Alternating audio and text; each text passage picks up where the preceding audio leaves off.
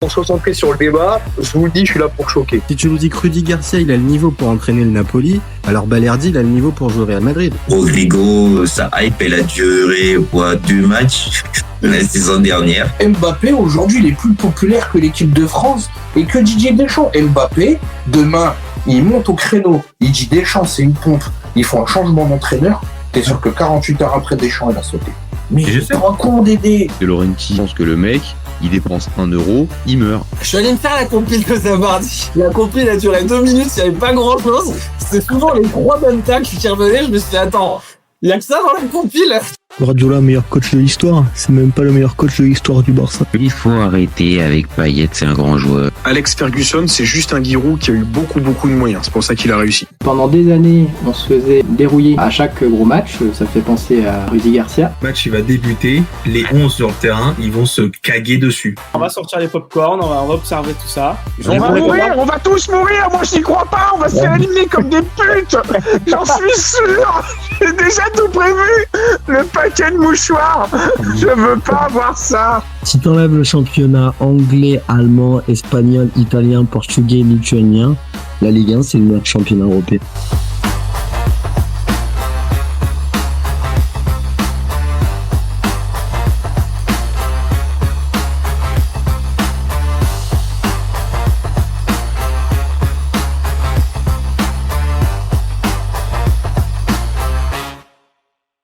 Salut à tous, super content de vous retrouver pour un nouveau débat du FC Copain. Alors, pour m'accompagner aujourd'hui, je suis avec Désiré. Salut mon copain. Salut les gars, comment ça va? Ça va? Ah écoute, ça va. Moi, ça va bien, ça va parler un peu de Coupe du Monde. Et puis bon, je pense que parler un peu de la Côte d'Ivoire et du mondial de la Côte d'Ivoire, je pense sans forcément réfléchir 30 secondes, je pense que ça va t'inspirer mon copain. Beaucoup, énormément. Ça fait longtemps qu'on n'y a pas été. Donc là, je suis chaud bouillant là, avant le début du mondial. Bon, ok. Donc alors, pour tous ceux qui rejoignent le live, n'hésitez pas à commenter, liker, partager. On a besoin de ça pour faire vivre encore plus le débat. Si vous avez des réactions ou au contraire, vous pensez qu'on va dans le vrai ou à l'inverse, qu'on se gourre complètement, bah dites-nous en commentaire. Et puis, n'hésitez pas surtout à vous abonner si vous découvrez la chaîne. C'est ce qu'on a besoin, c'est ce qui fait grandir la chaîne et c'est ce qui nous donne de la force. Donc, ça, c'est la petite partie promo. Bon, maintenant, on va rentrer dans le vif du sujet, mon copain. On va se poser la question ensemble de la Côte d'Ivoire, ça va jusqu'où au Mondial 2026? Et moi, je suis un peu provoque, je pose la question. Est-ce que ça peut aller jusque dans le dernier carré pour cette Coupe du Monde 2026? Donc, spontanément, mon copain, est-ce que toi, déjà, quand je te dis demi-finale, ça te paraît complètement ouf ou tu vois certaines raisons de pouvoir y croire? Ça me paraît fou si tu me dis une nation qui n'a pas été en Coupe du Monde depuis 2014, qui a raté 2 Coupes du Monde et qui, quand elle y va, elle n'est pas forcément favori. Oui, ça me paraît fou. Mais là, tu parles de la Côte d'Ivoire. Tu parles d'une des meilleures nations africaines de ces, je sais pas moi, allez, je vais dire ces 10 dernières années. Mm-hmm. Tu parles d'une attaque d'un effectif fourni qui a été fraîchement rajeuni avec les dernières sélections de Fayet, sauf dans un poste en particulier. Et tu parles d'une équipe avec énormément de prospects. Donc oui, ça me paraît fou, oui et non. Mais en tant qu'Ivoirien, t'es un peu plus mesuré. Il peut y avoir des raisons d'y croire et il y en a d'autres qui pourraient peut-être être des freins, si je comprends bien ce que tu me dis. Ça, si tu regardes juste l'équipe comme ça, tu te dis voilà, Côte d'Ivoire, ok, c'est fou, mais si tu rentres un peu plus en détail, comme on va le faire là, il y a des raisons d'y croire. Pour moi. Bon, alors, je te propose, dans un premier temps, de commencer avec la liste, parce que c'est avec ça on va dire qu'on peut arriver un tout petit peu à évaluer ce que peut arriver à nous faire la Côte d'Ivoire. Donc, je la partage, les copains, au goal. Donc, pour les postes de gardien, on en a 3. Yaya Fofana, Alban Lafont et Mohamed Koné de Charleroi. Bon, on est d'accord, Yaya Fofana, il n'y a pas de débat. Alban Lafont, il n'a pas inversé la tendance en 3-4 mois depuis la CAN. On est d'accord que Yaya Fofana, pas de débat, c'est lui qui débute dans les cages. Non, il n'y a pas de débat, mais attention à Fofana sur 2-3 trucs, on voit qu'il est un peu trop mobile, mais il a toujours la confiance et ça sera lui le numéro 1 pour moi. On est d'accord. Je pense qu'il y a peut-être encore, peut-être que sur la CAN, la CAN précédente, pas celle qui vient de passer, mais celle précédente où la Côte d'Ivoire va au bout en 2023, peut-être qu'il était à un niveau supérieur de ce qu'on a pu voir pendant la CAN 2025. Mais de l'autre, on a eu l'occasion d'en reparler à plusieurs reprises. Ça reste un gardien sûr. Ça reste un gardien sûr du continent. Donc, oui, attention à ce qui s'endorme pas un peu sur ses lauriers. Mais comme je le dis, pour moi, le poste de gardien, c'est pas là où il y a à parler pour la Côte d'Ivoire, pour moi. Pour moi, c'est pas. Ouais, pour moi, Yaya, il sera titulaire 100%. Bon, après, on arrive aux défenseurs. Alors, dans les défenseurs, il y a quand même sacrément de la qualité.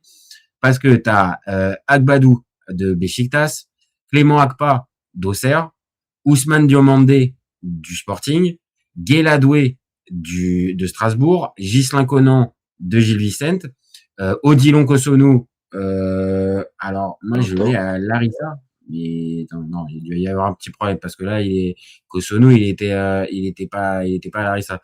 Bon, c'est pas grave, il y a dû avoir un problème sur le visuel. Evan Ndika et Wilfried Singo.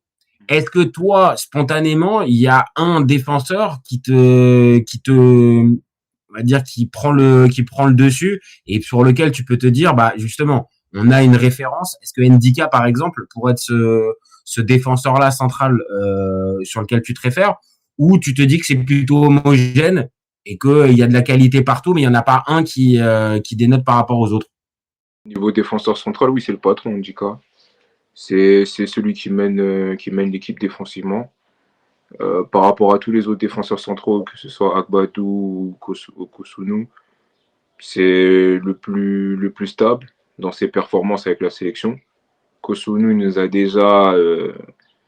tu regardes le match de l'Égypte, tu regardes le match du Mali en 2023, il nous a déjà fait 2-3 trucs. Pourtant, habituellement, c'est un défenseur assez costaud. Après, quand les matchs à haute pression arrivent, il perd un peu ses moyens. Donc, à voir avec Agbadou. Mais Agbadou aussi, de temps en temps, il est un peu lourd. Mais j'aime beaucoup son profil, moi. Ouais. Mais ouais, Tika, c'est le meilleur défenseur pour moi. C'est le meilleur défenseur. Et est-ce qu'un Ousmane Diomandé qu'on voit un peu du côté du Sporting et qui fait partie pareil des joueurs qui poussent derrière, avec Agbadou, Diomandé, Kosonou plus Ndika, ça te fait quand même 4 joueurs. Tu peux même avoir une défense centrale, une défense à 3 hein, avec ce niveau-là. Hein. Ouais, c'est ce à quoi j'avais pensé. Je me suis dit pourquoi pas Diomandé, mais il faudrait vraiment qu'il ait les reins solides et il faudrait vraiment qu'il commence à assumer ce statut de prospect. Parce que voilà, maintenant en Europe, je pense que ça sera la prochaine attraction. Son prochain transfert, si c'est en première ligue ou j'en suis sûr que ça sera en première ligue, donc il va faire parler et il va falloir qu'il commence à assumer aussi en sélection parce qu'il a un gros potentiel. Et s'il n'arrive pas à assumer, si les deux autres défenseurs ils sont pas bons, à mon avis, Faye, bon je sais pas s'il va le faire, hein, mais il sera obligé de sortir la carte, peut-être Singo dans l'axe et Guela sur le côté, tu vois. Bah oui, parce que va se poser aussi la question sur les pistons, hein. Parce que si tu joues à 4, bon, t'as deux défenseurs latéraux, mais si tu pars avec une défense à 3, là t'as besoin vraiment de pistons. Et est-ce que pour le coup, Singo peut toujours jouer ce rôle de piston? Toi, tu le verrais plus où? En arrière droit, Singo, ou en piston, ou à la place tu le verrais plus Guéladoué? Guela un peu plus juste techniquement. Que ce soit dans les centres ou même dans les petits espaces avec Ahmad sur le côté. Voilà, bon, ça sera, je dis Ahmad, mais on va voir, il y aura Pépé aussi. Donc. Mais en tout cas, par rapport à la dernière CAN, j'ai bien aimé leur complémentarité. Et c'était sa première compète. Donc, moi, il m'a fait vraiment bonne impression. Après, moi, on connaissait déjà Guéladoué. Et il a réussi à prendre le spot que Singo a laissé parce qu'il était blessé. Et franchement, j'ai hâte de voir le choix qu'il va faire parce que c'est deux vraiment bons défenseurs. Pour moi, après Hakimi qui est dans un autre registre, mais pour moi, si tu parles défensivement, c'est eux les meilleurs en Afrique, il n'y a pas débat. Il n'y a pas débat et même. Non, je suis d'accord. Mais même Gueladoué, il aurait postulé à un poste de latéral droit en équipe de France, il serait titulaire pour moi. Bah, ça serait pas déconnant. Et c'est vrai que Doué, là, sur les 12 derniers mois, on a tous acté un peu les progrès du garçon. Là où, bah, évidemment, Singo, on le voit moins parce qu'en plus, il est en Turquie, il a été blessé. Et pendant la CAN, c'est vrai qu'on a pu voir que Doué pouvait largement prendre ce profil-là. Donc, tu as quand même de la qualité. Et pareil, que ça soit défense à 4 ou en piston, ils peuvent jouer à ces postes-là. Alors, peut-être que c'est sur le côté gauche. Est-ce que Conan, par exemple, si tu passes avec une défense à 3 et Conan en piston gauche, est-ce que ça colle? Là, je suis pas sûr. C'est pas la question, mais bon, lui, c'est un habitué du poste, il est là depuis longtemps. Je pense que voilà, il sait ce qu'il a à faire. Et je pense pas que Faye va prendre le risque de troubler le truc à mettre Agba Clément ou qui que ce soit. Je pense que il fait le taf. Non, il fait le taf. Franchement, il fait le taf. Après, c'est pas. Franchement, la défense, c'est pas. Je trouve qu'on a une vraie défense solide. Non, si les gars sont concentrés, franchement, c'est solide. C'est vraiment solide. Ok. Moi, j'ai un peu cette même sensation, c'est-à-dire que défensivement, tu as les arguments pour pouvoir justement, je te dis pas aller forcément loin, mais ne pas avoir, tu sais, ce genre de truc où ta défense te trahit dans les moments importants. Là, je pense qu'on vient de le dire, entre le gardien et les défenseurs que tu as à disposition. Pour moi, il y a quand même de la qualité pour justement, je te dis, bien tenir ton rang, que ça soit face à l'Équateur ou à l'Allemagne, comme on va en parler. Je pense que ça peut tenir. Bon, on continue la liste la liste avec au milieu, c'est Fofana du FC Porto. On va en parler peut-être.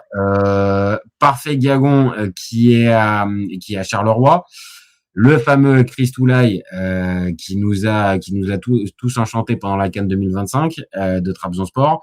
Franck Kessié d'Al-Ahly, Ibrahim Sangaré de Nottingham Forest et le fameux Jean-Michel Seri de Maribor.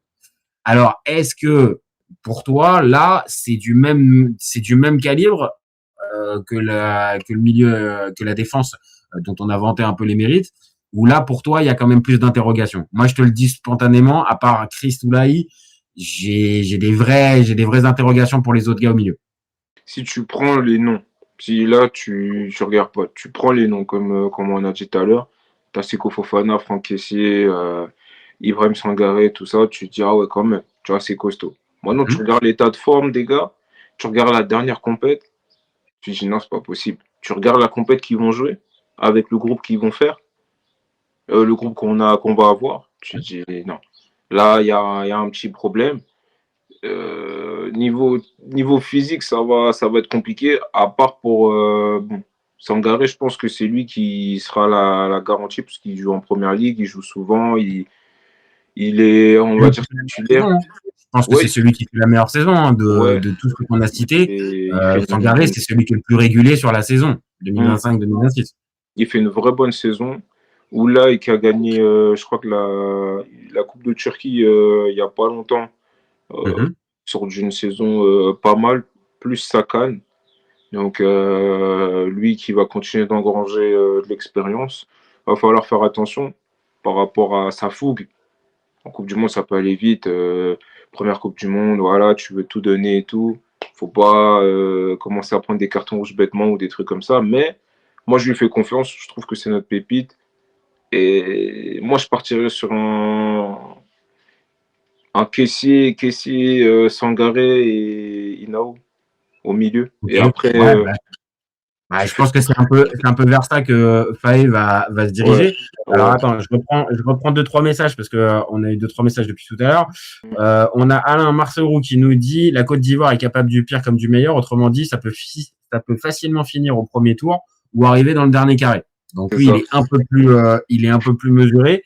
Et il nous dit Singo en piston, pas évident. Il a été formé à 3 postes, à savoir latéral droit, défenseur central et milieu central. Il nous dit aussi que Conan en piston gauche, c'est pas évident dans la configuration de 3 défenseurs. En piston gauche, ça ira plus avec Bazoumana. Je pense pas que Bazoumana c'est un peu offensif comme piston gauche. Offensif et défensivement, il peut faire les efforts, mais c'est assez light. C'est assez léger. Mais offensivement, si tu veux tout donner, je sais pas si tu veux, il te reste pas beaucoup de temps, t'es mené et tout, tu fais full offensif Bazoumana et puis on y va, tu vois. Ça peut être une configuration peut-être en cours de match, mais en cours de match, oui. en coup d'envoi, j'ai du mal à voir Emers Faé partir là-dessus, sauf si vraiment, tu vois, par exemple pour le dernier match contre Curaçao, s'il faut vraiment, tu sais que tu fasses la différence sur le goal average, peut-être, mais ni face à l'Équateur ni face à l'Allemagne, je vois Faé aligner Bazoumana en piston gauche. Non. Mais niveau milieu de terrain, tu vois. Tu regardes la dernière CAN, Kessié il prenait même pas au sérieux son poste. Il était tout le temps en attaque. C'est lui à chaque fois qui finissait les attaques. Bon, on n'avait pas de neuf malgré la présence de Bayo, mais Kessié était tout le temps en attaque. Il restait jamais au milieu. Est-ce que là, si tu le mets dans un milieu à 3 ou dans un double pivot pointe haute, est-ce que le mec va respecter les consignes? Est-ce qu'il va être bien physiquement? Parce que c'est lui, pour moi, le gars. C'est la clé. C'est la clé. C'est la clé. On l'a vu en 2023, le début de la compétition très compliqué. Il est mis sur le banc, il est piqué, il revient. Et c'est lui aussi, grâce à ses performances, que la CAN revient à la Côte d'Ivoire en 2023. Mais 2025, la dernière CAN qu'on a vue, on n'a pas reconnu le même caissier. Et même piqué un petit peu et mis sur le banc, ça a rien changé depuis. Donc, est-ce que là, sur les 3-4 mois qui sont passés depuis la fin de la CAN, il s'est refait la cerise et il est mieux physiquement, mentalement? J'en sais rien. Mais ce qui est sûr, c'est que de toute façon, Faé, il pourra pas s'en priver. Et je pense pas qu'il compte s'en priver. Tu vois, je pense que ça fait partie de ses leaders, de ses tauliers et de ses capitaines. Donc, il va être obligé de le mettre. Maintenant, on l'a dit, il va falloir forcément que tu sois au niveau Franck, parce que forcément, il y a du monde. Maintenant, quand tu regardes, est-ce que c'est Seko Fofana avec la saison horrible qu'il a fait, qui peut arriver à le relancer, qui peut arriver à le titiller? Je sais pas, tu vois. Et Guiagon de Charleroi, je vais être très honnête, je le connais pas assez. Donc, il peut avoir sa carte à jouer, mais il y a trop de, comment je peux dire ça? Il y a trop d'inconnus, d'incertitudes. Trop de statuts. Voilà, tu partiras en dernier. Après Kessié, si Kessié sort, je pense même pas que Kessié sortira, mais si Inao sort ou Sangaré, ça sera Seri qui rentrera ou Seko, tu vois. Donc, mais donc on va dire c'est pas 2 profils. Pour moi, tu vois ce que je veux dire, c'est pas 2 profils qui te mettent une pression incroyable. Alors ok, Seri, il a l'avantage du poste, du numéro 6, de l'expérience et tout ça. Mais on l'a dit déjà pendant la CAN, il joue à Maribor, donc c'est pas lui véritablement qui t'inspire la crainte. Et Seko, on l'a dit aussi, Seko, il a des années-lumière du niveau qu'il a pu afficher quand il était à Udinese ou à Lens. Ouais. Donc pour moi, c'est là où va être le problème, c'est à Faé d'arriver à tirer le maximum de caissiers, mais sans avoir la carte de attention, il y a la concurrence. Il va falloir vraiment que tu le concentres dès le départ, que tu le concernes dès le départ. Maintenant, on est bien d'accord, si Kessié est concerné et physiquement il est là, c'est un vrai plus pour la Côte d'Ivoire. Ça va être un poison parce que lui, il a son aspect offensif qu'il a développé ces dernières années. Déjà au Milan, c'était déjà pas mal. Au Barça, pareil. Et tu vois que le mec a toujours envie de faire quelque chose offensivement. Après, c'est plus défensivement que je me pose des questions. Et par exemple, tu regardes le match contre le Cameroun, un gros match qui s'est joué vraiment physiquement. Pour moi, Faye, il a eu peur. Tu regardes le milieu de terrain, Seko, Sangaré, Kessié, le mec a eu peur. Tu vois, il s'est dit, ah vas-y, bataille physique contre les Camerounais, etc. T'as Baléba au milieu. Il a sorti, il a même pas mis le petit Inao, il a même pas mis Seri qui malgré tout ce qu'on peut dire, c'est Eric qui permet de stabiliser le jeu, de calmer le jeu, de faire des temps de possession, etc. Par Non, il a voulu juste envoyer physiquement. Il a juste envoyé physiquement, il a eu peur, il a mis Seko.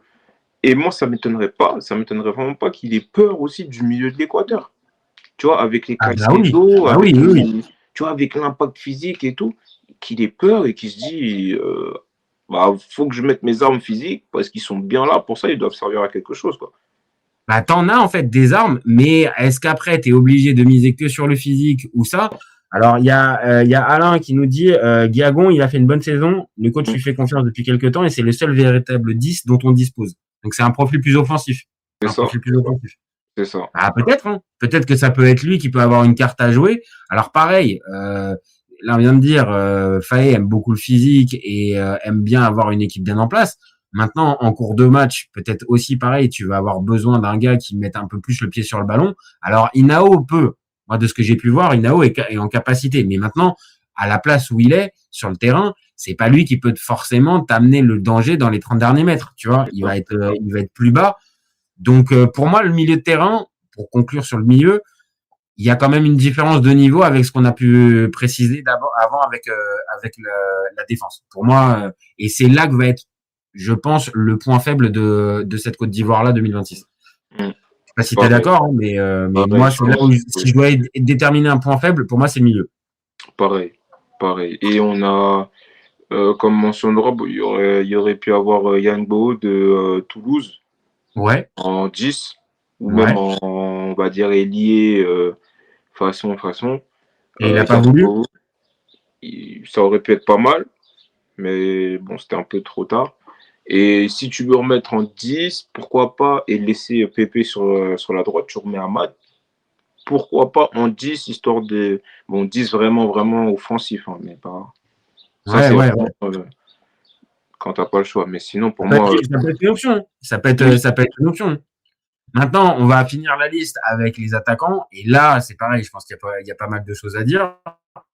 Donc, pour les attaquants, retour de Simon Adigra, de Monaco. La première convocation de Ange-Johan Boni, de l'Inter. Amad Diallo de Manchester United. Oumar Diakité du Cercle Bruges. Alors, pour moi, je sais pas encore qu'est-ce que fout encore Oumar Diakité dans la sélection. Mais bon, vas-y, allez, pourquoi pas. Yann Diomandé de Leipzig. Evan Guessant de Crystal Palace. Nicolas Pepe, lui aussi un revenant de Villarreal. Et Bazoumana Touré d'Offenheim. Et enfin, un petit dernier, Eli Wahi. Donc là, pour moi, là, je vais te dire qu'enfin, là, la liste offensive, bah, c'est supérieur à ce que j'ai pu voir au milieu de terrain. Maintenant, il y a beaucoup de noms, beaucoup de profils, et j'ai un peu de mal à définir une hiérarchie dans tous ces noms-là, parce qu'un Boni qui vient d'arriver, pour moi, il va vouloir jouer titulaire. Enfin, il vient pour être titulaire ou pas. Wahi, qu'est-ce qu'il vient faire à ce moment-là dans cette compétition? J'en sais rien. Et pour le reste, bah, c'est des mecs dont on a déjà plus de références. Comment il s'appelle? Diomandé de Leipzig, Amad Diallo, même Adingra sur la CAN 2023, on a plus de références. Donc, toi, dans tous ces noms-là, est-ce que toi, t'es plutôt hypé ou t'as plus de réticence en te disant, oula, attention, ça fait quand même beaucoup de joueurs offensifs et je sais pas ce que ça va donner? Moi, je suis hypé parce qu'il y a du potentiel. Surtout quand on connaît la spécialité de la Côte d'Ivoire avec des ailiers très percutants. Quand t'as toujours eu des Kalou, des Gervinho, des mecs qui bombardent. Là, il y en a plus qu'auparavant. Donc, t'as demandé Bazoumana, Pépé, etc. Donc là, je pense que il y a du vrai potentiel. Donc, pour moi, les titulaires, ça sera Amad. J'ai Amad, mais la saison de Pépé, elle est pas mal. Parce qu'il a récemment, je crois que même c'était aujourd'hui, il a été nommé dans les meilleurs joueurs de Liga. Avec Yamal, etc. Je pense pas qu'il gagnera, mais déjà être nommé, c'est déjà un bon truc. Ah, surtout quand on se rappelle je vais dire un peu la traversée du désert de Nicolas Pepe, tu vois. Mais il est passé par plein de moments particuliers dans la carrière. Là, être nommé pour être dans les meilleurs joueurs de Liga, c'est la récompense du bon travail. Donc, c'est pareil. Maintenant, est-ce que ça peut être le leader d'attaque? Non, je pense pas. Je pense que le leader d'attaque, on nous le dit dans le chat, c'est Amad. Là, pour moi, ça peut pas être un autre joueur qu'Amad Diallo pour être le leader de cette attaque. Pour moi, oui, vu la dernière CAN. Pourtant, Amad, il fait pas une fin de saison ordinaire. Ouais, elle n'est pas extraordinaire avec Man United, mais en sélection, il est bon. Il est vraiment bon. Et sur la dernière CAN, c'est lui qui nous a. À chaque fois, c'était la lumière. Tu vois, même Yann Diomandé, sur la dernière CAN, il a été bon. C'était sa première CAN, mais c'était pas au niveau d'Amad. Tu vois, on en a attendu un peu plus. Et lui, il va falloir que Amad il soit juste, il joue juste comme il sait le faire. Là, tu as un 9. Donc pour moi, le 9, comme tu as dit, ça sera Johan ou Yann? Je crois que c'est alors, c'est Ange Johan Boni. Ange Johan Boni, voilà. Si je me après, trompe il faut que tu apprennes le prénom parce que là, pour le coup, pendant les matchs, il va falloir le supporter parce que je suis assez d'accord. Je pense que ça va être lui. Lui. Pour moi, il sera 9 parce qu'on cherche ça depuis. Un mec qui va pouvoir tenir le ballon un peu plus juste techniquement que Zaha, Bayo, tous ces gars-là, Guessant, etc. Bayo, non, là, franchement, et d'ailleurs, ça m'a fait plaisir de pas le retrouver. Désolé, hein, j'ai rien contre lui, mais de pas le retrouver dans la liste. Parce que, il y avait 2-3 moments, ça piquait un peu les yeux. Là, je vais pas te dire que Boni, c'est un ballon d'or. Mais de ce que j'ai pu voir à Parme et à l'Inter cette saison, c'est un 9, quoi. C'est un vrai 9. C'est un vrai 9 de haut niveau, quoi. C'est un prospect. Franchement, c'est un bon 9 et franchement, il va nous faire du bien, moi, je pense. Même niveau contribution, niveau des buts et tout. Après, Eli Wahi, je pense qu'il va apporter parce qu'il fait une bonne saison aussi avec Nice, malgré le classement. Il a retrouvé un peu son niveau. C'est pas Eli Wahi de Montpellier ou quoi. Mais en début de saison, quand il est revenu, il était pas mal. Fin de saison, c'est un peu compliqué. Alors moi, je vais te nuancer. Moi, je vais te nuancer le truc Eli Wahi. Ah ouais. Moi, je comprends pas pourquoi la Côte d'Ivoire l'a pris. Vraiment premier degré. C'est que bien sûr, si t'es vraiment en galère, tu vois, donc par exemple typiquement pour la dernière CAN où on vient de dire il y avait Wakoun Bayo qui était là. À la limite, si tu me dis, vas-y, tu vas chercher Wahi parce qu'il y a vraiment rien, que Aller en plus s'est pété, t'avais prévu de partir avec lui, mais il s'est pété et tout ça. Ok, en choix de dernière minute, ok. Mais là, pour moi, je me dis que avec Guessant en backup de Boni, je vois pas les ailiers virevoltants. On l'a dit, tu les as. T'as Dingra, t'as Diallo, t'as Diomandé, t'as Pépé. Pour moi, je vois pas l'intérêt d'aller chercher Wahi parce qu'en plus, je la place. Et c'est pas l'histoire du binational qui était avant en équipe de France et qui passe ça. On le sait, ça existe depuis des années. C'est même pas à la limite le sujet du débat. Mais pour moi, ça ressemble vraiment à de l'opportunisme. Genre, je viens en Côte d'Ivoire parce qu'il y a la Coupe du Monde. Mais je sens pas un réel investissement ou un réel truc. Alors peut-être que toi, tu as d'autres infos ou une autre sensibilité et que tu vois que un Eli Wahi, il vient pour être vraiment investi à 200%. Moi, j'ai du mal. Là, vraiment, j'ai du mal à le voir à 200%, à la différence d'un Boni, pour qui là aussi, il y a eu des tractations et tout ça, machin. Mais je sens plus le côté choix décidé véritablement que l'opportunité ou l'opportunisme de Wahi. Pour moi, les deux, c'est à peu près au même niveau, hein, parce que Boni, il a même pas fait des matchs. Tu vois, le mec, s'il voulait, s'il était un peu plus déter, il serait venu faire quelques matchs un peu avant pour connaître l'équipe et tout. Je suis d'accord. Des matchs contre l'Écosse et contre le Japon, il me semble. Le mec aurait pu venir, tu vois. Je reviens. Oui, pas de problème. Pas de problème. Bon, les copains, Désiré est parti juste décrocher. Dites-moi, alors je vais lire un peu les commentaires.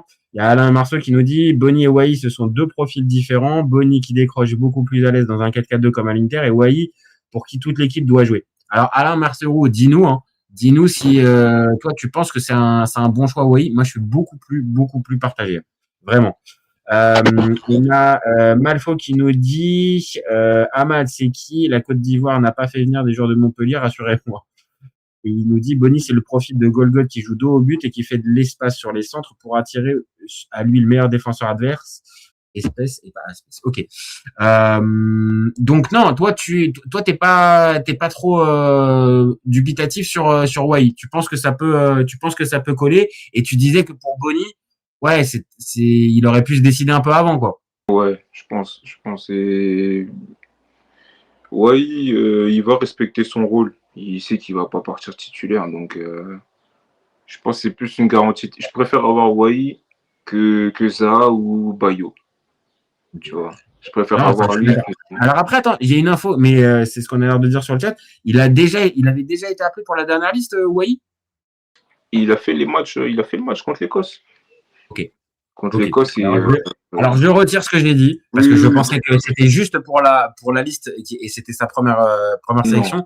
Ok. S'il a déjà été pris, ça veut dire qu'au mine de rien, le sélectionneur imagine en tout cas quelque chose avec lui, a pu déjà le tester. Ok. Donc là, je retire ce que j'ai dit. Écoute, et comme tu viens de dire, je te rejoins. Ça sera toujours mieux que Zaha en pointe qui est pas un 9 ou Bayo comme on l'a dit depuis tout à l'heure. Ça sera toujours mieux Wai en backup que Bonny.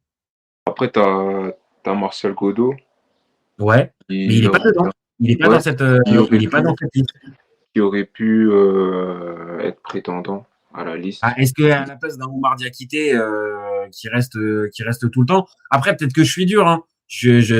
Mais je vois pas vraiment la progression chez ce joueur. Je dis pas qu'il a pas de qualité, mais je vois pas de progression chez lui. Moi, je trouve que c'est un peu facile. Bon, tout le monde tape sur Diakité, pourtant c'est un des meilleurs buteurs de la sélection, même sur les qualifs. Je crois qu'il a 7 ou 8 buts. Bon, la dernière CAN, c'était pas ça parce qu'il avait même pas de temps de jeu. Il n'est pas rentré, il n'a pas fait grand-chose. Mais sur les qualifs, il était là. On connaît Oumar Diakité, on sait ses qualités, on sait ses défauts. Le mec, il va mouiller le maillot tant qu'il peut, tu vois. Je pense que Marcel Godeau, il empathie plus avec Adingra, je pense. Si je me... Ouais, peut-être. Peut-être que oui, tu as raison, c'est le même poste en plus. C'est ça. Moi, c'est plus Adingra et il fait une meilleure saison que Adingra. Pourtant, Adingra, il fait une saison pas mal, tu vois. Pas forcément dans les statistiques, mais il fait une saison, on va dire, moyenne, correcte à Monaco. Mais Marcel Godeau était vraiment, vraiment très bon cette année. Et pour moi, je suis pas sûr que Diakité, c'est trop facile de dire Diakité, il aurait pas dû. Après, si tu veux être juste, tu sors Diakité parce qu'il, comparé à tous les autres gars de la liste en attaque, c'est le moins fort. Tu vois, c'est le moins fort. Ouais, c'est ça qui me marque. Maintenant, j'entends. Et de toute façon, dans les listes, à chaque fois, même dans celles qui vont dans les pays dans les sélections qui vont au bout, tu retrouves 2-3 mecs aussi qui sont pas non plus les plus talentueux, mais sur qui tu peux compter à n'importe quel moment, qui vont pas poser de problème en termes de hiérarchie et tout ça, d'aller sur le banc et de mettre une bonne ambiance aussi, ça peut. Je te dis pas un moniteur du Club Med, mais il faut quand même aussi à 2-3 moments des mecs qui aident la vie de groupe. Et peut-être que c'est aussi ça, au-delà des qualités qu'il peut avoir, Diakité. Mais peut-être qu'en plus dans le groupe, tu vois, c'est un bon mec qui est respecté et que Faé se dit bon bah plutôt que Godeau, je tente. Maintenant on nous dit Martial a été appelé. Bah écoute, moi je l'ai pas eu je l'ai pas eu dans la... Moi j'ai vu des trucs, j'ai vu des tweets, bon je sais pas, ça n'a pas été officiel. Ouais. J'ai pas vu des trucs officiels, mais ils ont dit qu'il a été appelé à la place de Guessant. Parce qu'il est blessé, Guessant avec Crystal Palace, il est en... Mais... Ah ok. Ok, alors, moi, donc à voir si ça a été confirmé. Bah écoute, moi j'ai la liste de base qui avait été donnée, mais peut-être qu'entre-temps, t'as raison, si Guessant a été parti, bah c'est Ashley Sodi qui nous dit ça, Martial a été appelé. Bah écoute, à voir. Et il y a Alain qui nous dit, la sélection de Diakité est très stratégique, c'est le ciment de l'équipe, le ciment de l'unité de l'effectif, et c'est hyper important pour une compète qui va durer plus d'un mois. Donc il va dans ton sens. Il va dans ton sens pour... Parce que là, t'as des nouveaux venus. T'as des Bonny, etc. Faut les introduire. Toi, t'as dit tout à l'heure animateur du Club Med. Diakité, on n'est pas si loin que ça. Tu vois, je ne dis pas qu'il joue pas au foot, hein, mais dans la sélection, non, mais voilà. tu regardes les vidéos, les trucs comme ça, C'est lui l'ambianceur, c'est lui qui introduit les binationaux, les gens qui viennent d'arriver et tout. Donc il faut au moins qu'il soit là pour la vie de groupe, tu vois. Parce que c'est ça. Même, en fait, je trouve que Faye s'inspire beaucoup de Deschamps. Bah ouais. Il s'inspire énormément de Deschamps. Deschamps, il y a des sélections, il y a des Coupes du Monde ou des Euros, il est allé avec Moussa Sissoko. Moussa Sissoko, ouais, bah, le plus célèbre, c'est Adil Rami en 2018, qui joue pas une seule minute.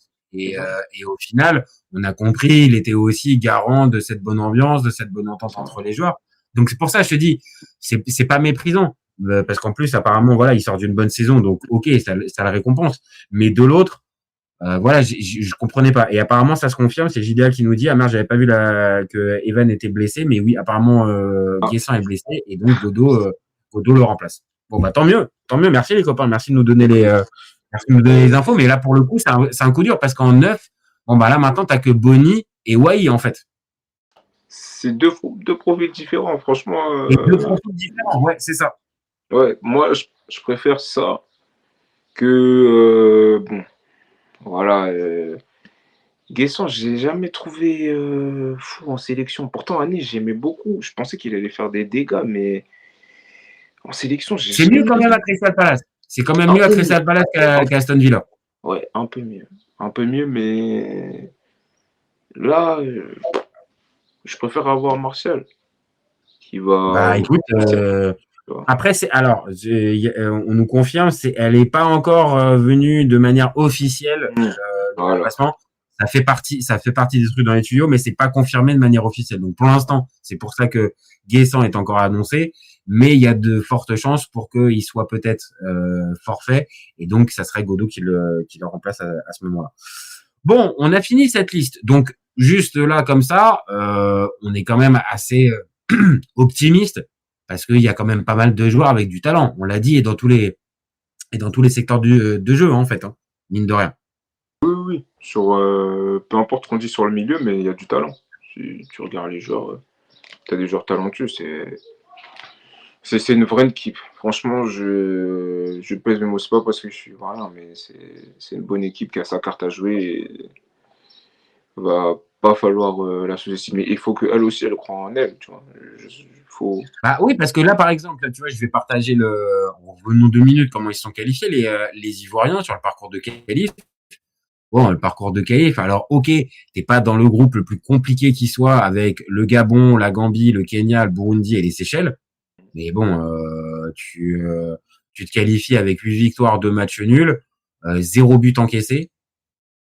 Les gars, c'est ce qu'on appelle du travail bien fait. Alors ok, il y a un espèce de truc un peu bizarre, c'est que le Gabon termine à 1 point, parce que eux aussi ils font un super gros parcours dans ces qualifs.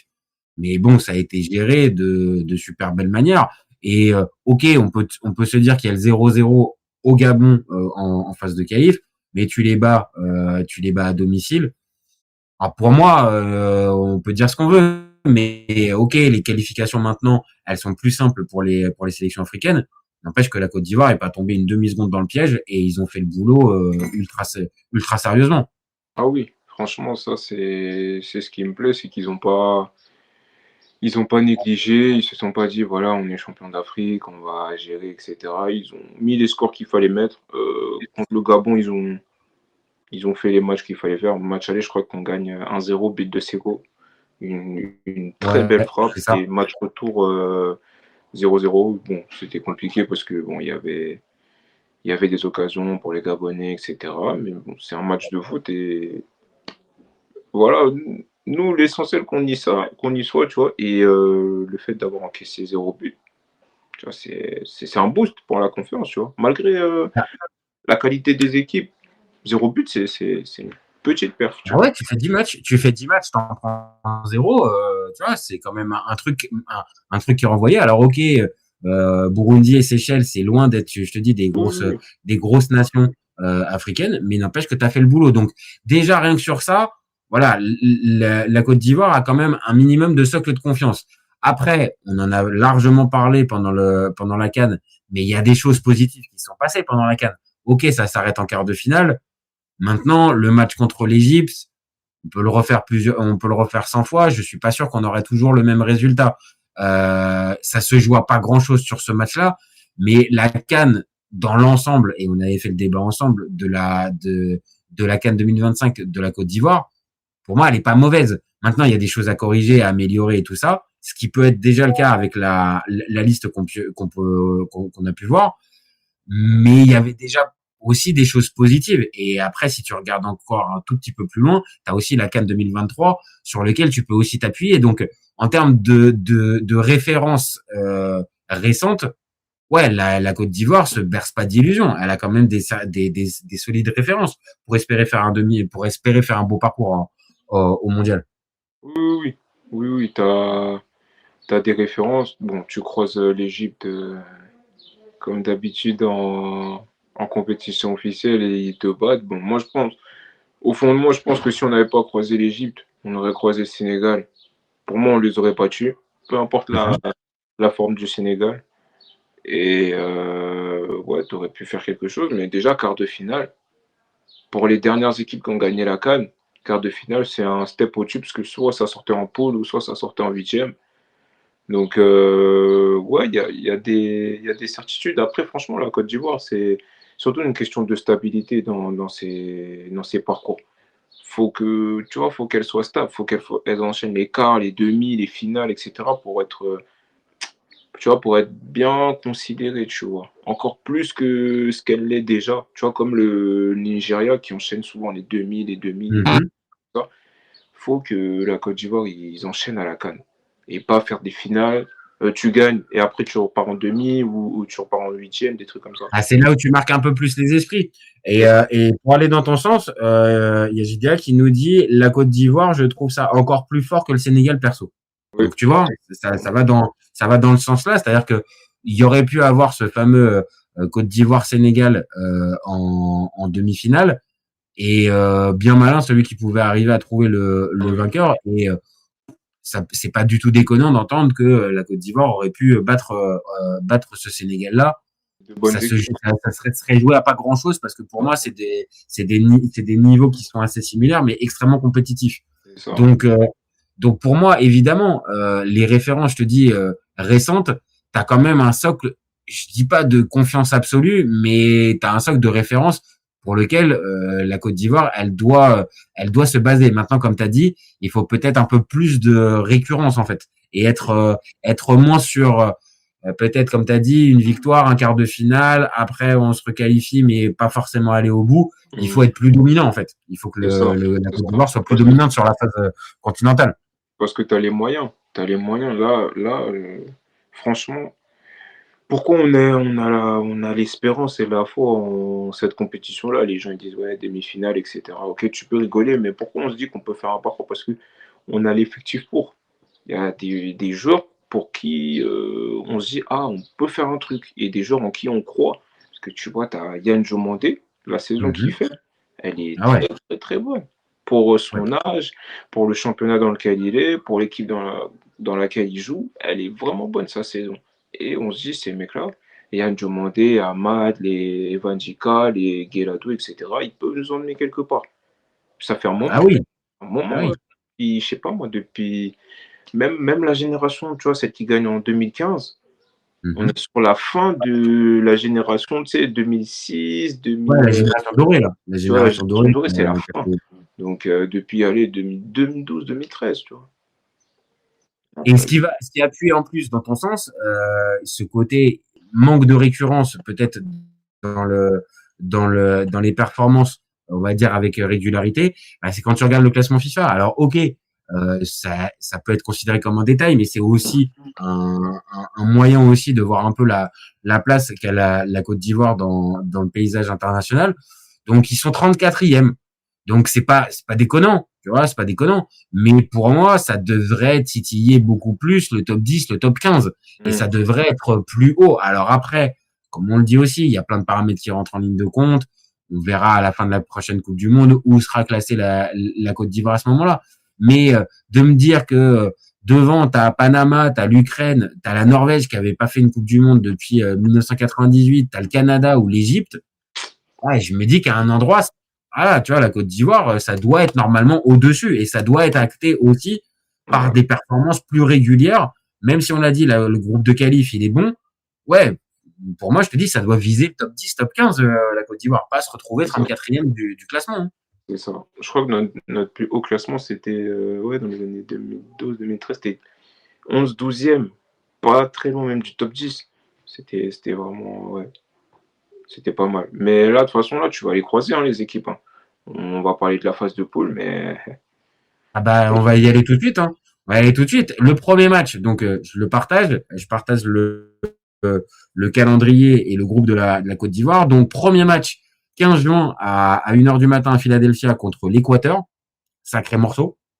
Moi, je te cache pas que ça me hype vachement parce que les confrontations africaines, sud-américaines, on n'en a pas assez dans l'histoire. Donc là, c'est bien, ça en rajoute une de plus. L'Équateur, pour moi, en plus, est une bonne sélection sud-américaine et qui est sûrement pas à sous-estimer. Bon, le 20 juin, t'enchaînes avec le gros morceau, l'Allemagne, à Toronto. Et ça se termine avec Curaçao pour le dernier match qui, normalement, devrait te permettre, comme on l'a dit tout à l'heure, de te mettre bien au niveau du goal average. Allez, on va prendre le premier match, le match contre l'Équateur. Je te demande pas un pronostic parce que c'est encore dans quasiment un mois, dans plus de 3 semaines. Mais spontanément comme ça, tu penses que ça peut être une victoire à la clé pour la Côte d'Ivoire face à l'Équateur, où tu es beaucoup plus mesuré et tu vois plus à la limite un match nul pour la Côte d'Ivoire? Je crois que l'Équateur, la dernière fois qu'ils ont perdu, c'était en 2024, pardon, il me semble. Si je me trompe pas, c'était 2024. Grosse défense avec un de mes joueurs, Pacho, Hincapié, Ordonez, Caicedo, etc. T'as de la qualité, hein. T'as vraiment de la qualité dans cette équipe. Hein. T'as de la qualité. Une équipe très physique. Il avait joué contre le Maroc là, il y a 2-3 mois. Et franchement, le match était... Oui, t'avais fait un partout, je crois. Ouais, un partout. Ouais, un partout, si je ne me trompe pas. Et un match-up assez équilibré. Après, franchement, il ne faudrait pas rentrer dans le cliché. Voilà, équipe africaine physique contre équipe sud-américaine physique, parce que je trouve que la Côte d'Ivoire a plus de technicité, plus de joueurs techniques dans leur effectif. Donc, en fait, ils peuvent mieux s'en sortir. Je pense que c'est ça la clé. Je pense il y a une meilleure attaque en Côte d'Ivoire. Tu as une meilleure attaque. Après, le milieu, il faudra gérer. Et la défense, je trouve que bon, ça se vaut les deux. Hein. Franchement, ça se vaut les deux, à part parce que tu n'as pas de chaud dans l'autre équipe qui est, pour moi, le top du top, tu vois. Mais pour moi, il y a plus de technicité niveau Côte d'Ivoire. Et tu peux t'en sortir avec soit un match nul ou un petit 1-0. Hein. Ah, de toute façon, il va falloir, à un moment donné, performer contre l'Équateur, parce que il y a ce fameux deuxième match après contre l'Allemagne, où pareil, j'ai hâte d'avoir ton ressenti sur ce type de match, mais c'est peut-être pas là où tu vas jouer ta qualification contre l'Allemagne, mais clairement, c'est le match contre l'Équateur où tu vas la jouer. Qui plus est, c'est ton premier match. Donc, il faut au minimum, pour moi, ne pas perdre ce match-là contre l'Équateur. Évidemment, tant mieux d'aller le chercher la victoire, ça tombe sous le sens, mais il faut au moins pas le perdre. Parce que là, par contre, si tu viens à le perdre, tu te mets tout de suite dans une situation où tu es dos au mur face à l'Allemagne direct derrière. Et là, face à l'Allemagne direct derrière pour le deuxième match, qui peut, elle, peut-être de son côté, valider la qualification puisqu'elle aura joué Curaçao au premier match, c'est pas la meilleure configuration, hein, de jouer la National Mannschaft à ce moment-là, qui doit valider la qualif. C'est pas le top. Mais je vais te dire, et tu vas me donner toi ton avis, mais moi, pour le match contre l'Allemagne, je suis pas inquiet. Je vais pas te dire que je suis ultra serein pour les Ivoiriens, mais je suis sûr que les Ivoiriens vont répondre présent et que l'Allemagne va vraiment, vraiment galérer. Là où, contre l'Équateur, je sais pas. Vraiment, je sais pas. Mais l'Allemagne, je sais que la Côte d'Ivoire va répondre présent et que ça va être un vrai bourbier pour l'Allemagne et pas pour la Côte d'Ivoire. C'est ma manière de voir. Je suis d'accord avec toi aussi. Je suis d'accord avec toi. Et dans quelques semaines, on a un match contre l'équipe de France. Ouais. Donc, je pense que déjà, tu vas être un peu fixé par rapport à la Côte d'Ivoire contre une grosse nation. T'as raison. Ils sont capables de répondre contre des joueurs de classe mondiale. L'équipe de France qui est plus forte que l'Allemagne, on rappelle. Donc l'Allemagne qui va devoir prouver, ça fait 2 Coupes du Monde où vraiment c'est pas bon et tout, eux ils vont être déter. La Côte d'Ivoire aussi qui va devoir, selon le premier match, jouer sa vie ou pas. Et moi, j'espère, mais je pense pas qu'on sera ridicule ou quoi. J'espère. Pour moi, la Côte d'Ivoire a la capacité de finir première du groupe et troisième du groupe. Tu vois, on nous dit même dans le chat, on nous dit même ce groupe va être serré, même l'Allemagne peut finir troisième. Ouais. C'est ce qu'on nous dit. Tu vois. Et c'est vrai. Et tu viens de le dire, mine de rien, ils choquent en 2018 et 2022 en se faisant sortir au premier tour, les Allemands. Bon, je vais pas te dire le jamais 203, ça peut encore se faire, mais quand tu vois le groupe et les deux équipes qui accompagnent l'Allemagne, parce que on va pas se mentir, hein, Curaçao, on va vite les passer en revue, on les connaît pas assez, on sait pas ce que ça donne. Ouais. Voilà, tu vois, on va s'y intéresser, mais vraiment, tu peux te dire que là, normalement, les trois équipes ont une marge dessus, mais l'Allemagne, avec les dernières références des Coupes du Monde et même les dernières références en général, je te jure qu'il n'y a pas un monde. Hein. Tu m'aurais dit en 2010 ou 2014, là, d'accord, ok, l'Allemagne était récurrente dans le dernier carré, avait des joueurs vraiment de très très haut niveau dans tous les postes. Là, il y a des interrogations. Donc, c'est vrai, l'Allemagne peut terminer troisième. Maintenant, sur le papier, évidemment, c'est plutôt eux qui vont normalement terminer premier. Mais comme je le dis, si l'Allemagne vient à tomber dans le piège Côte d'Ivoire, derrière, après, on l'a dit, c'est Côte d'Ivoire, Curaçao. Et là, derrière, tu peux peut-être avoir un match pour assurer première ou deuxième place. Hein. C'est ça. Et tu auras derrière Allemagne-Équateur qui va être. Ça peut être le feu. Hein. Ça peut être le feu, ce match-là, tu vois, de l'autre côté. Alors que la Côte d'Ivoire jouera à Curaçao, qui plus est, avec le troisième match en 10 jours. Il y a des chances peut-être, tu vois, d'avoir Curaçao qui est complètement rincé. Tu leur mets un tarif. Et là, derrière, attention, ça peut se jouer au goal average. Ce groupe peut jouer au goal average. Hein.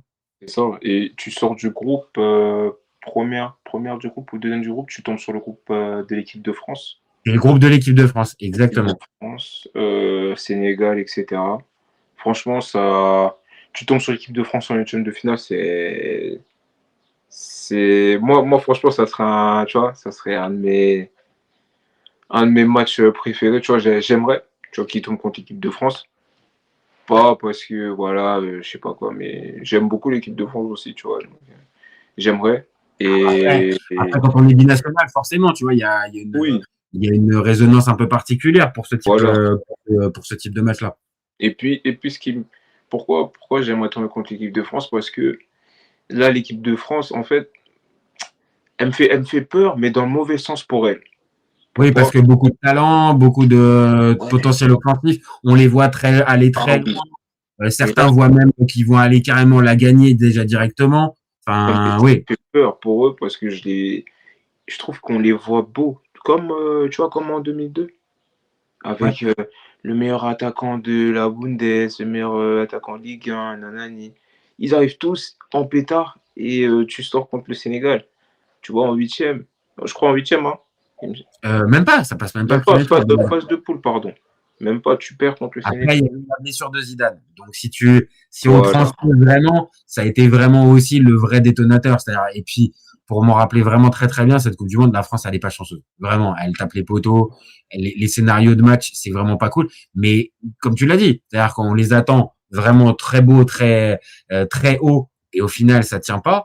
Là, peut-être que ce que tu peux te dire, c'est que Deschamps, pour sa dernière, bon, tu vois, il va vouloir, je pense, bien faire les choses, sortir correctement et faire bien les choses. Maintenant, tu l'as dit, hein. Attention, avec le nombre de joueurs que tu as, c'est limite dernier carré, hein. Mais eux, c'est limite une obligation. Tu vois, là où on pose la question pour la Côte d'Ivoire en disant est-ce que ça peut aller jusqu'où? Ça peut aller jusqu'au dernier carré. La France, vu l'équipe et vu les forces en présence, je te dis, t'es obligé minimum dernier carré. Sinon, avant quart de finale, ça va être considéré comme un échec, hein. C'est ça, t'as le ballon d'or, t'as un des meilleurs joueurs du monde, un des meilleurs joueurs de la Coupe du Monde, Mbappé, t'as des gros attaquants, t'as une bonne défense, un bon milieu de terrain. Franchement, ça serait, l'équipe de France, ça serait l'adversaire rêvé. Et le Sénégal aussi, s'il termine deuxième, ça serait aussi tu l'as dit tout à l'heure, ça aurait pu jouer en quart de finale de CAN en 2025. On se rappelle que ça s'est joué en 2023. Et amis sénégalais, si vous regardez cette vidéo, je pense que ça va pas vous rappeler des bons souvenirs parce que la séance de tir au but avec Niakhaté qui loupe et la Côte d'Ivoire qui se qualifie et qui, on va dire, qui lance son épopée victorieuse de 2023. Si ça fait un 16e de finale, parce que si les deux finissent deuxième du groupe, s'ils se rejoignent en 16e de finale, le 16e de finale, il a de la gueule quand même. Hein, Ah si ouais, c'est ça. ça serait pas mal. Et ouais, après, une fois que tu sors des poules, bah voilà, ta compétition elle est lancée, tu as toutes tes chances.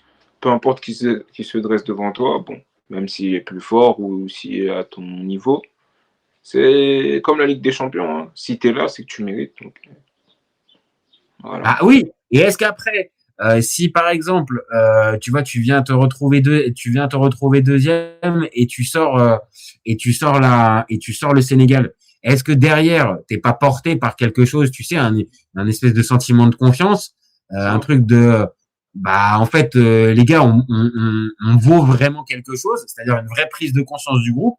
Et derrière, bah peut-être arriver à sortir des équipes sur le papier plus fortes que toi. Si tu te sors du groupe, on l'a dit, avec l'Allemagne, Équateur, où c'est compliqué, tu sors le Sénégal. Bon. Et puis après, il y a un dernier cas. C'est imagine que le Sénégal termine premier, la Côte d'Ivoire, termine première du groupe, et là tu joues un troisième de groupe. Et là, attention, ta compétition, elle peut avoir une autre manière de jeu, parce que le premier du groupe joue un troisième. Donc là, si tu joues un troisième de groupe. Troisième de groupe du groupe de l'équipe de France.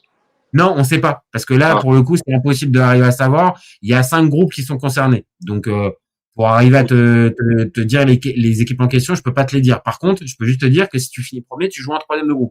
Ok, bah ouais, ça veut dire si l'équipe elle joue troisième groupe, à part si c'est, je sais pas, le Portugal qui termine troisième. Ouais. Voilà, voilà. Alors, si c'est ça, tu vois bien, t'es gentil pour la RDC, hein, parce que le Portugal tombe dans le groupe de la RDC, de la Colombie et de l'Ouzbékistan.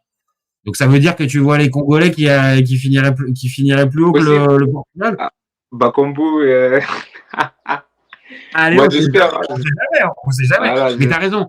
Je veux dire par là, ce que tu veux dire par là, c'est s'il y a une grosse sélection qui vient à se rater et qui termine troisième, ouais, faudrait pas la récupérer. Faudrait juste pas la récupérer. Faudrait vraiment avoir la chance de Didier Deschamps. Voilà. Donc là, pour terminer notre débat, on a quand même bien détaillé entre les forces en présence, les joueurs et tout ça. Il y a un tout dernier truc dont on n'a pas parlé, et c'est un truc important, c'est le coach.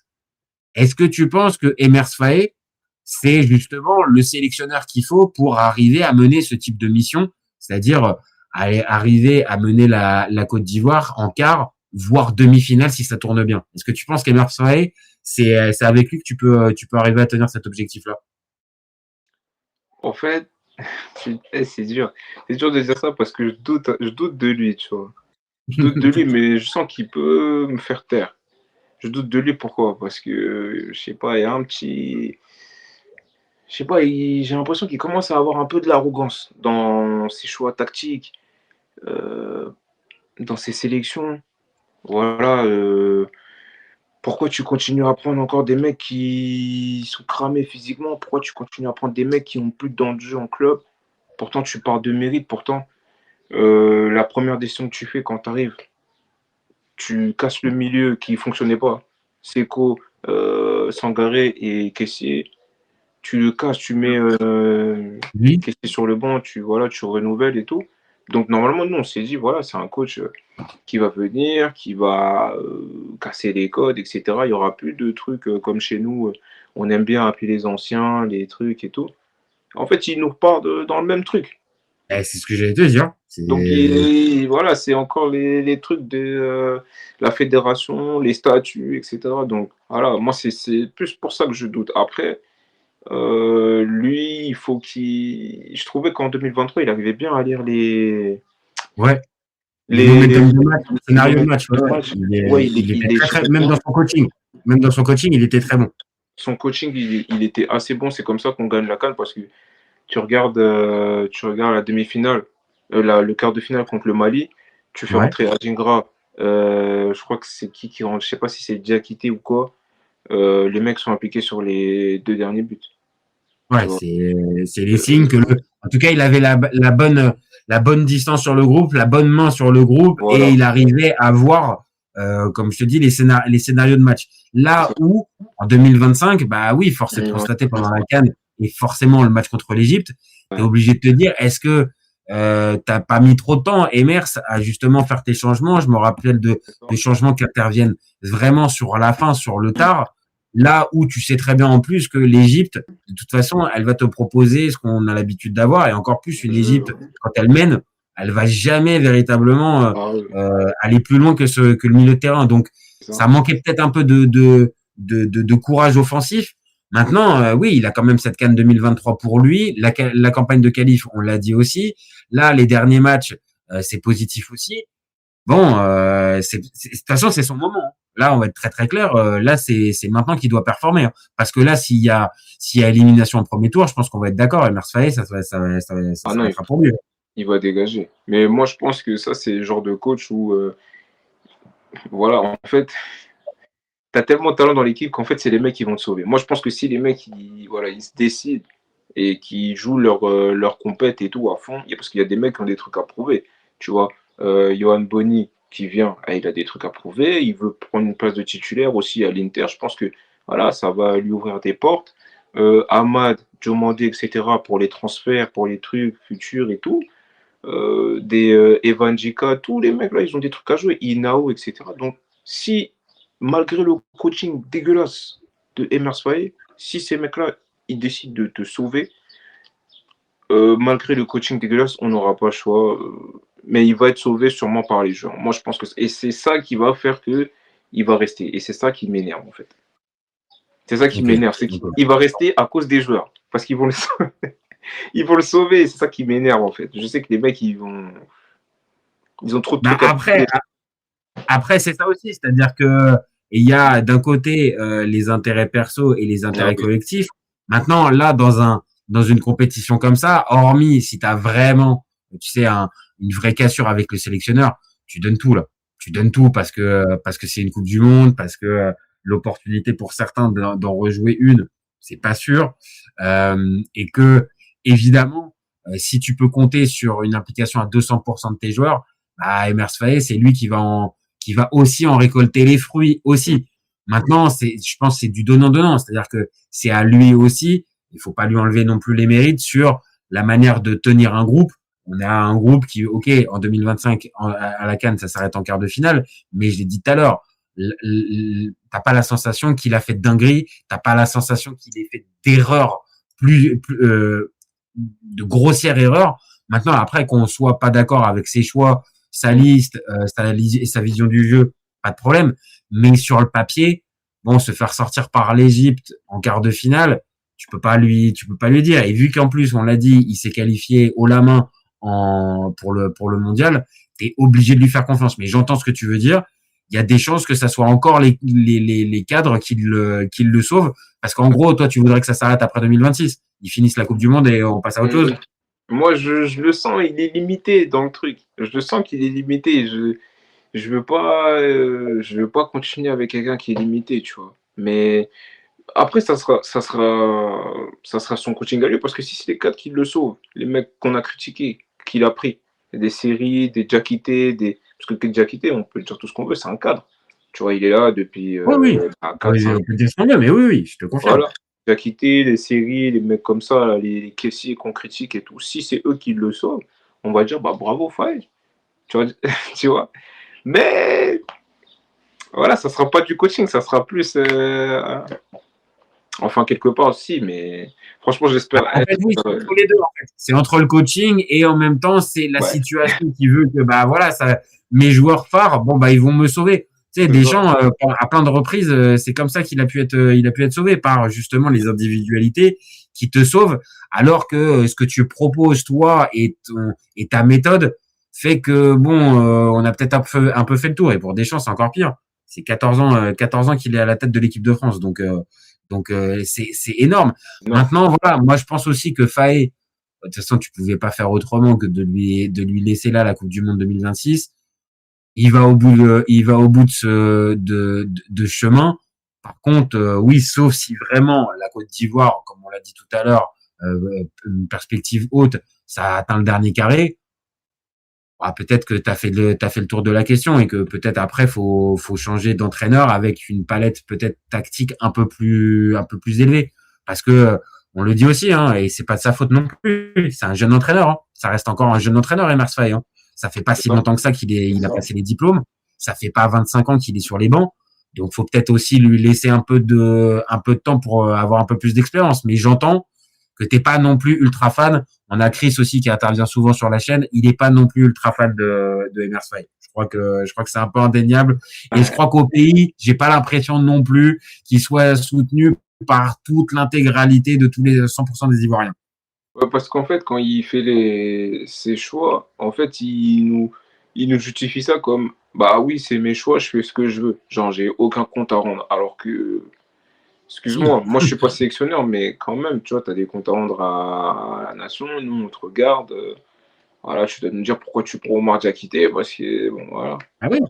Voilà, qu'à la limite, il communique là-dessus. Maintenant, se réfugier derrière juste, regardez les gars, j'ai gagné en 2023, donc maintenant faites-moi confiance. Ouais, c'est un peu léger. Peut-être pour la CAN 2025, tu peux partir là-dessus en mode bon, bah ok, peut-être que si ça se trouve, le gars il a encore la voix. Maintenant, on a vu certaines erreurs et certaines limites dans le coaching. Bon, là, ce qui serait bien inverse, c'est que tu progresses un petit peu et peut-être que dans cette progression, bah la manière de communiquer, elle soit un peu différente et que tu sois plus dans la communication justement de tes choix. Parle un peu foot, explique un petit peu tes choix pour peut-être procurer l'adhésion. Mais si tu continues à rester un peu à te draper dans le ouais, moi c'est bon, ça va, je sais ce que je vaux et regardez déjà ce que j'ai déjà fait. Ouais, ça va être difficile. Si t'es déjà un petit peu remis en question, ça va être difficile cette attitude-là d'avoir, je te dis, 100% de l'adhésion des Ivoiriens. Maintenant, on le sait, hein, le foot, c'est aussi une histoire de résultats. T'as les résultats, les gens ils t'adorent. Donc, s'il a les résultats, ça tiendra. Là, de toute façon, là, on va te fixer. T'as le match contre l'équipe de France. Moi, c'est un truc que j'attends parce que bon, contre l'équipe de France, on n'a jamais été réellement ridicule ou quoi. Les deux derniers matchs, 2017 et 2021, tu fais un match nul, t'es fait. Mais vraiment, bon. Voilà. Et puis l'équipe de France, ils avaient fait un peu tourner en 2021. Ouais. C'était avant une compète. C'était pas avant une compète aussi? Ouais. C'était avant l'Euro 2021. Ouais, voilà. Je me rappelle qu'il y avait une histoire de match avant la compétition. Donc là, c'est un peu une répétition. C'est un peu une répétition. Et comme tu l'as dit, pour le match contre l'Allemagne, ça peut aussi te donner deux, trois repères. Et puis pour l'équipe de France, c'est aussi une répétition pour le match contre le Sénégal. Et imaginons, pourquoi pas, si tu retrouves l'équipe de France, pourquoi pas.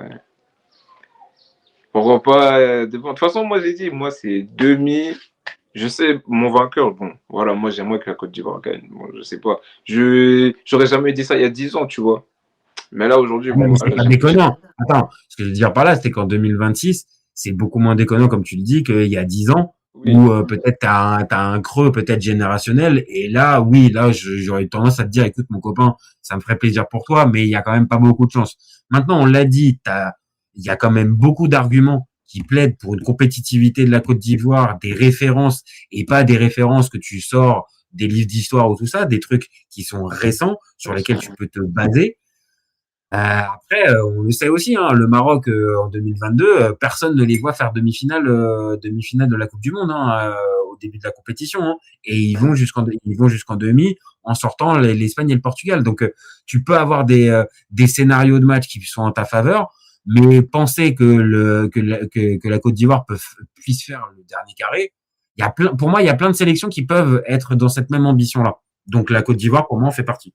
Franchement, ça serait fou. Ça serait fou. Après, je sais pas, 2 mondiales que tu rates, ça serait fou de faire. De sortir des poules. Bon, pour moi, ça serait le minimum. Hein. Franchement, vu l'effectif que tu as, là, il faudrait sortir des poules et tout. Et ouais, demi-finale, ça serait vraiment le top du top du top. Après, voilà, pour moi, ça c'est pas. On gagnera pas, tu vois, parce qu'il y a des grosses équipes. Pour moi, le Portugal, ils sont. Tu vois. Je le sens là, On va en CR7 parler, là. dans quelques jours, on va en parler, mais pareil, le Portugal pour moi c'est très très haut dans la liste des favoris de ce mondial. Mais la Côte d'Ivoire, on le dit, elle peut espérer, je te dis, faire une demi-finale avec évidemment, tu hausses ton niveau de jeu, tu as tes individualités qui répondent. Ça tombe sous le sens. Mais si tu arrives à mettre ces ingrédients-là et que tu arrives à trouver un vrai schéma tactique cohérent avec les joueurs que tu as, écoute, moi je te rejoins. Pour moi, ça peut faire dernier carré. Moi, je te rejoins. De toute façon, faut se dire, pour les mecs qu'on vise, les cadres là, si cette année-là ça prend pas, c'est leur dernière compétition, c'est fini pour eux. Caissier, Série, il y a qui d'autre? Il y en a. Surtout eux deux. C'est les plus tu vas avoir Conan dedans et puis tu vas en avoir peut-être encore quelques-uns. Maintenant, c'est ça aussi, hein, c'est que la moyenne d'âge, elle a été vachement renouvelée, hein. Enfin, là, avec la sélection, là, il y a vachement de joueurs jeunes. Première compétition. En plus, là, j'ai vu qu'ils allaient faire un badge pour les joueurs qui vont jouer leur première compétition. Là, tu as toute équipe qui va avoir un badge, en fait. Okay. Tu vois, donc, tu n'as aucun joueur qui a déjà joué la Coupe du Monde. Heureusement, tu as un peu de joueurs qui sont expérimentés, même s'ils n'ont pas joué la Coupe du Monde. Mais tu as des gars qui vont pouvoir un peu rassurer le groupe ou faire redescendre un petit peu justement cette tension maximale. Mais tu as raison, en termes de Coupe du Monde et à ce niveau-là, c'est une découverte pour tout le monde. Donc, il y a aussi ça à prendre en compte dans cette évaluation. Mais après, on parle de joueurs quand même qui jouent dans des grands championnats, qui jouent dans des grands clubs pour certains. Donc, ça devrait aller. Mais ils n'ont pas cette expérience de la Coupe du Monde. Et on le sait, la Coupe du Monde, ça peut être un peu particulier aussi pour certains. C'est ça. Pour moi... Bon, écoute, mon copain, je pense qu'on a bien fait le tour, hein. Je pense qu'on on leur a envoyé plein de bonnes vibes aux Ivoiriens. Là, écoute, dites-nous un peu ce que vous en pensez dans le chat. Je vois qu'il y a énormément de messages. J'ai pas pu tous vous lire parce que vous êtes, il y a au moins une cinquantaine, soixantaine de messages. Donc désolé, j'ai pas pu tout lire. Donc merci à vous les copains d'avoir suivi et d'avoir animé le chat. Le live sera dispo en replay dans les prochaines minutes. Il sera aussi disponible en podcast sur des plateformes type Deezer, Spotify, Apple Podcast et tous les autres. Et puis on va continuer pareil dans les prochains jours les petits focus comme ça sur les sélections et africaines et européennes et sud-américaines et asiatiques du mondial. Et puis écoute, merci encore à toi mon copain, merci à toi d'avoir participé. Merci à toi. Reviens quand tu veux, hein, parler de la Côte d'Ivoire ou d'autres sélections, tu le sais, hein, t'es chez toi ici. Ouais. Et puis, comme d'habitude, les copains, vous gardez en tête, OFC copains, on est ouvert toute l'année. Ciao, ciao les copains. Ciao. Ciao, ciao.